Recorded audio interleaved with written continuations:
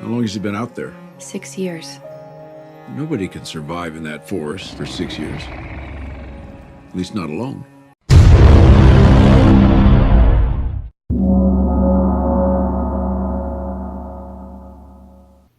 Pete's Dragon is directed by Robert Lowry. And it stars Gwen Stacy, Alexander Pierce, and the guy with the cool beard in the Hunger Games. Yeah, this movie actually it wasn't too bad actually. I wasn't expecting it to be like bad or anything like that, obviously, but I wasn't expecting it to be like as good as I thought it actually was coming out of it. Yeah, what it was based on a old movie, right? Yeah. Cartoon. It wasn't a cartoon. It was kind of like this movie, which was it was real people, right. but it was a cartoon dragon. Right. And this one had the animation dragon, which actually actually made it look real. yeah. The animation in this movie actually wasn't too bad. It felt really weird because the way the dragon looked, the way it was designed, looked like a cartoon, but they made it look like it was actually real, so it looked like a cartoon in real life. Yeah, that's true. I mean, there's a few times where I kind of noticed they could have done a little bit with the animation, but overall, the animation was really well done with the dragon. Especially whenever the little boy would be riding the dragon, like while it's flying around, it actually looked really cool. It didn't look like a green screen like most times when you have this big giant monster and like a regular human. It looked clean. I actually liked the acting overall, except the only acting I didn't like was from Robert Redford, but what really surprised me was the little boy's acting. Yeah, I'm gonna disagree with you on that because one of the weak points of this movie for me was the acting. The only actors I actually felt did a strong performance were the little boy, Bryce Dallas Howard, and the little girl. Yeah. Everybody else I felt was really flat. Oh, okay. But I was really surprised by the kids acting in this movie because usually you'll go into like a movie with little kids in the movie and they don't do very great at all. Like let's say Anchorman 2, that's a weird thing to bring up, but there's a little boy in that movie and he did awful. Voodoo? And I know that movie is totally different from this movie, but it's the first thing that pops in my mind. And another movie I want to bring up is, and I don't want to put this on the kid or anything, but Jungle Book. That was the kid's very first movie, so I don't want to blame that for anything. Right. But he could have done better in that movie. But this movie overall, the kids really surprised me. I promise, Dad. And another thing to bring up about the acting, especially Robert Redford's scenes, but it happened a lot in this movie for me, that the characters were supposed to have this really big emotional, inspirational dialogue, and it just didn't feel very like inspiring. It didn't it felt sort of flat.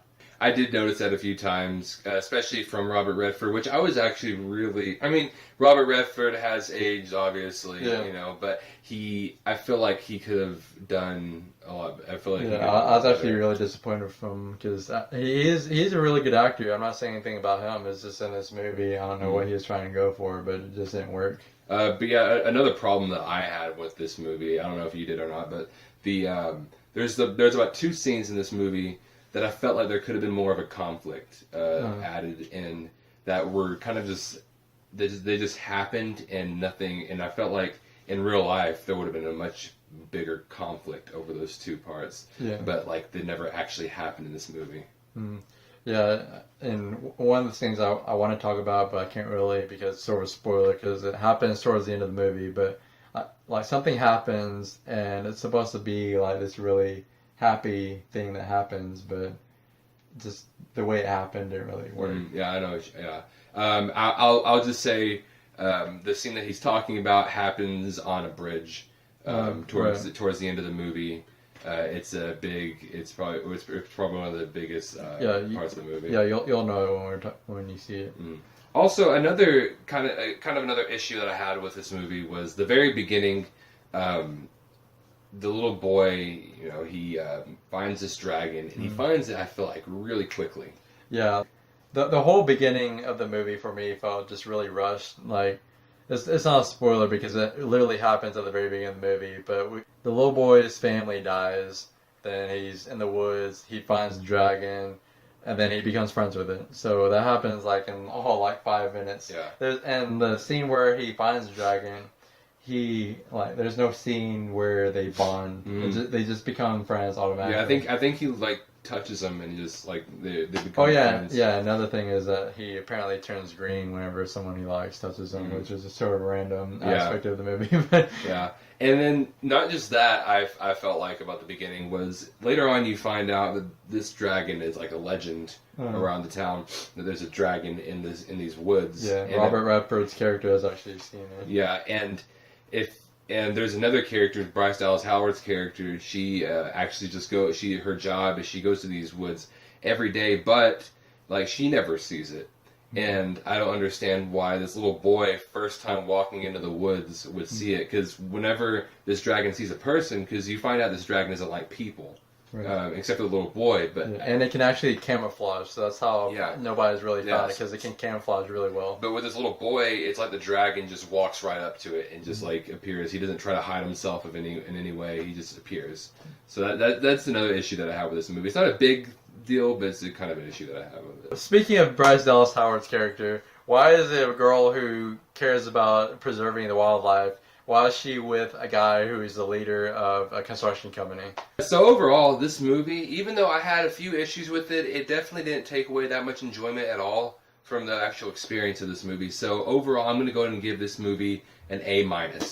Yeah, and to go along with what he said, pretty much exactly what he said, I felt that there wasn't that much wrong with this movie. I just feel like there's some things that they could have improved on. But I'm going to give Pete's Dragon a B.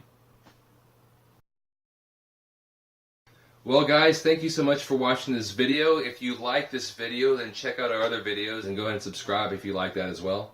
Yeah, we also have a Facebook, an Instagram, and a Twitter. They're all Two Awesome Men, and then the Twitter and Instagram are at Two Awesome Men. The number 2, not the word. So. Yeah, and also if you have any ideas for any movies that you think we should review, it doesn't matter what movies they are, just let us know and we would love to watch them. So, yeah. And let us know how you felt about Pete's Dragon in the comments below. and this review as well. Let us know if you think we can do anything different about these, and we would love to have your responses. Thank you so much, and we will see you later.